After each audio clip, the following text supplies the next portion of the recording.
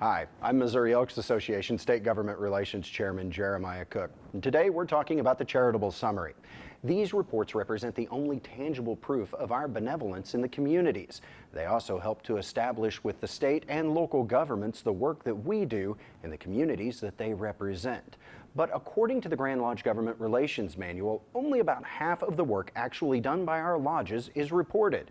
In the state of Missouri, that means $14 million of charitable work went unreported in the 2015-2016 year alone.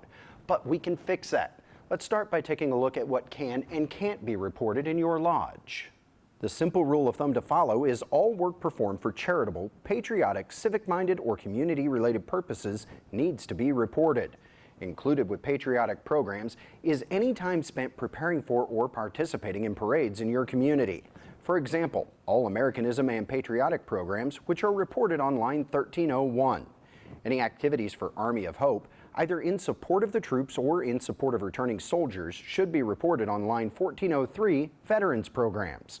Along with that, all time spent and activities held to support our veterans, including Adopt-A-Vet programs, should be reported. If your lodge has an Antlers program, any activities involving starting or maintaining, as well as any assistance provided with running their events and meetings, should be reported. Many lodges have drug awareness activities, like Safe Nights or participation in National Night Out. These, along with any time spent handing out materials or any time you have Elroy at a public event, should be reported. Anything done by our members to assist special needs children, such as sponsoring camps or fundraisers, should also be reported. If your lodge participates in leadership or other Youth Week activities, these can be reported. Just make sure to include all expenses, hours, and number of participants and volunteers as you would for any other program. What you may not realize is you can also report your lodge's hoop shoot and soccer shoot activities. Be sure to include the number of participants along with the number of Elks in attendance. Many lodges make donations to the Elks National Foundations. Any such contribution should be reported as an ENF donation on your charitable summary. The same is true for any work done to support or promote your state major project. You might also not be aware that your lodge's scholarship activities are also covered as part of the charitable summary. Any time spent contacting schools, distributing applications and materials, as well as time spent judging those applications are eligible for reporting, along with the dollar amount of the scholarships given, which should be reported as a cash contribution. You can also report Student of the Month or Student of the Year activities your lodge participates in. Does your lodge hold holiday parties for kids? Do you sponsor field trips or camps for kids? These are all things that can be reported. Also, anything done by your lodge to support senior citizens in your community can be reported. Speaking of youth activities, your lodge can also report any work done to support local Cub Scouts, Boy Scouts, Eagle Scouts, and Girl Scouts. Any efforts on behalf of your lodge to support the community through donations of service, such as adopting a road for cleanup, erecting a public monument, or supporting local police, fire, and EMS, should be reported. If your lodge participates in natural disaster relief, there's a section for that on the charitable summary as well. Many lodges host a community health fair or hold a blood drive. These are both reportable items. Does your lodge donate use of the facilities for fundraisers or other charitable events? This is considered a reportable item on the charitable summary. If your lodge participates in a food basket program, whether at Christmas or any other time of the year, or does work to support a local food pantry, that should be reported as well.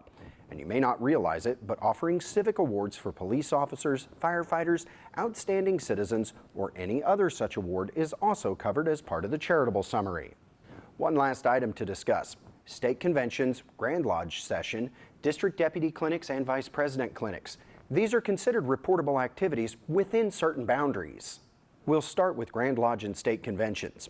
Any member who attends either can report this on the charitable summary, but only for the time where charitable committees and activities were discussed. According to the Grand Lodge Government Relations Manual, the committee responsible for government relations estimates that 1/2 of the time spent in business sessions is used to discuss charitable topics. Thus, 1/2 of the time a member spends, along with their mileage to the meetings, can be reported.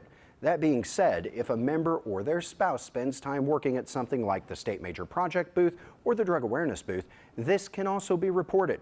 Just be sure to include the time spent setting up and tearing down, as well as any time spent actually operating the booth.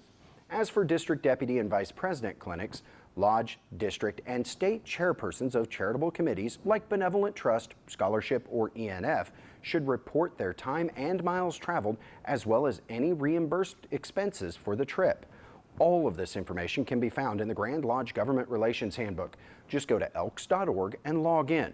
From there, you'll need to look under the Members Only tab and click on the Manuals link. That pulls up this page. Then scroll down until you find the Government Relations Committee heading, under which is the link for the manual. To access the manual, select Download. In the manual, you'll find several useful items, including a survey of volunteer, youth, charitable, and community service programs that can be filled out with each activity. This will help your lodge secretary input the proper information when it comes time to fill out the charitable summary. Keep in mind, this isn't a comprehensive list.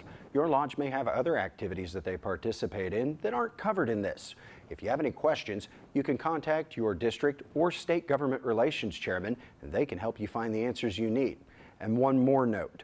One surefire way to keep your district government relations chairman off your back at the end of the year is to make sure and have that information filed in a timely fashion. If you fill out a charitable summary, be sure to turn that into your lodge secretary by the 3rd day of each month.